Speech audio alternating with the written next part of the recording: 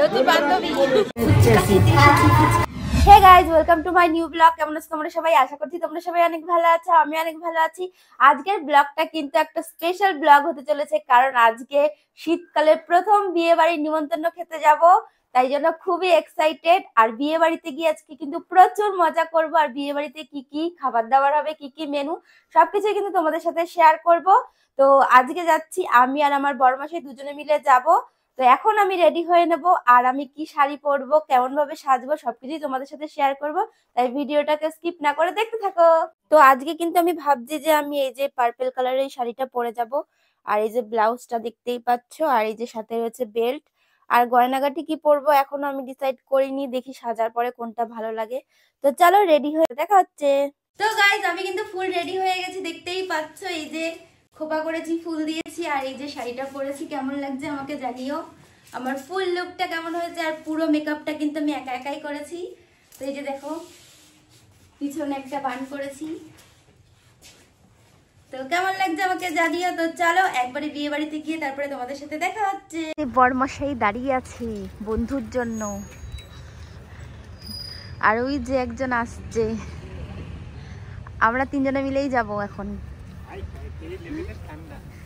কেমন আছো বলো? এই তো ভালো, এখন বিয়ে বাড়ি যাচ্ছি। এই যে রেডি ফেডি হয়ে একদম সেই শীতের বিয়ে বাড়ি, তাই তো? তো চলো চলো। পুরো কুয়াশা কুয়াশা, পুরো কুয়াশা কুয়াশা ভরা রাস্তাতে, একদম হাওয়া হাওয়াই। এই যে ক্যামেরাম্যান। হ্যালো গাইস, আমরা এখন মনসা বাড়ি যাচ্ছি বিয়ে খেতে। জমিয়ে খাওয়া দাওয়া হবে। সেই সেই আমার বর আমাকে বাড়ির থেকে খুব বকাবকি করছিল যে আমার নাকি রেডি হতে অনেক সময় লেগে গেছে, বিয়ে বাড়িতে নাকি সবকিছুই হয়ে গেছে। এইদিকে এসে দেখি বরের গাড়ি তো সবে ঢুকলো। আসলে বর আর বউ দুজনের গাড়ি কিন্তু একসাথেই ঢুকেছে।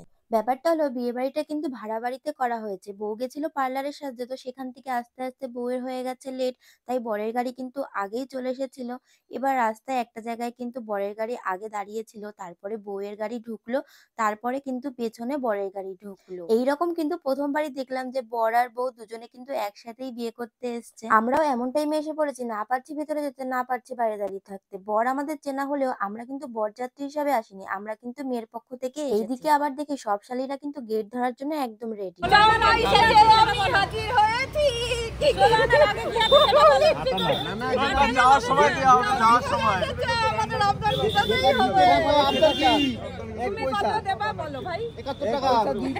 হবে না।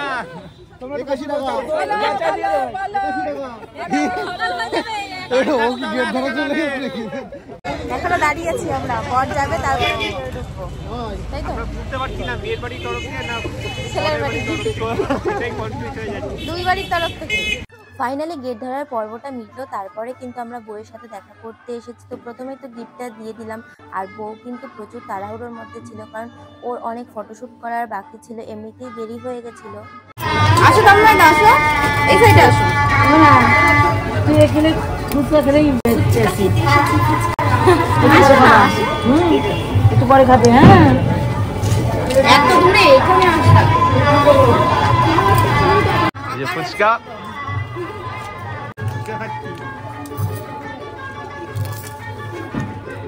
শীতে ফুচকা কি লাগবে? কেমন?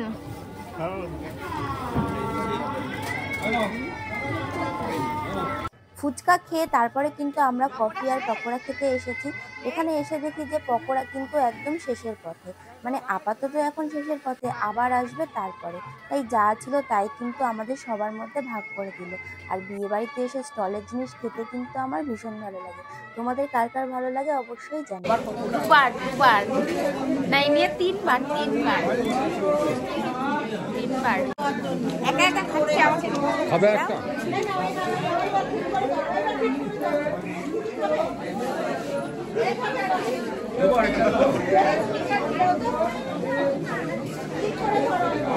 গরম গরম নতুন বান্ধবী।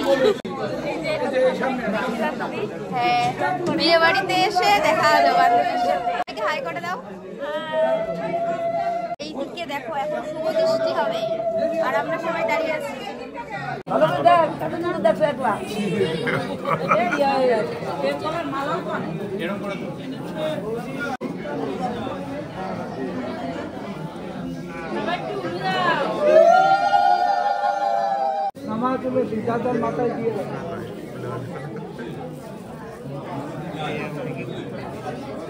এখন আমরা বসে আছি খাওয়ার জন্য, তাই তো?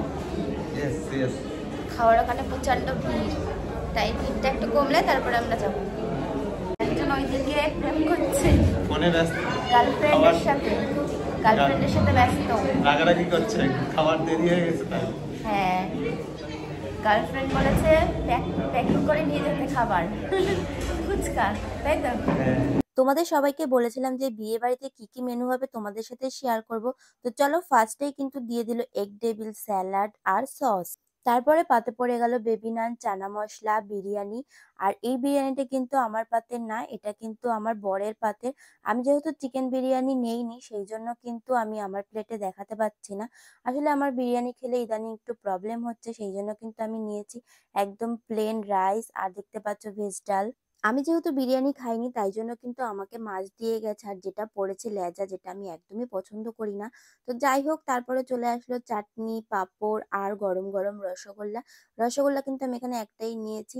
আর তারপরে কিন্তু চলে আসলো আইসক্রিম, এখানে আমাদের দুজনের আইসক্রিম ছিল। খাওয়া দাওয়া কমপ্লিট করে আমরা কিন্তু নিচে চলে আসলাম।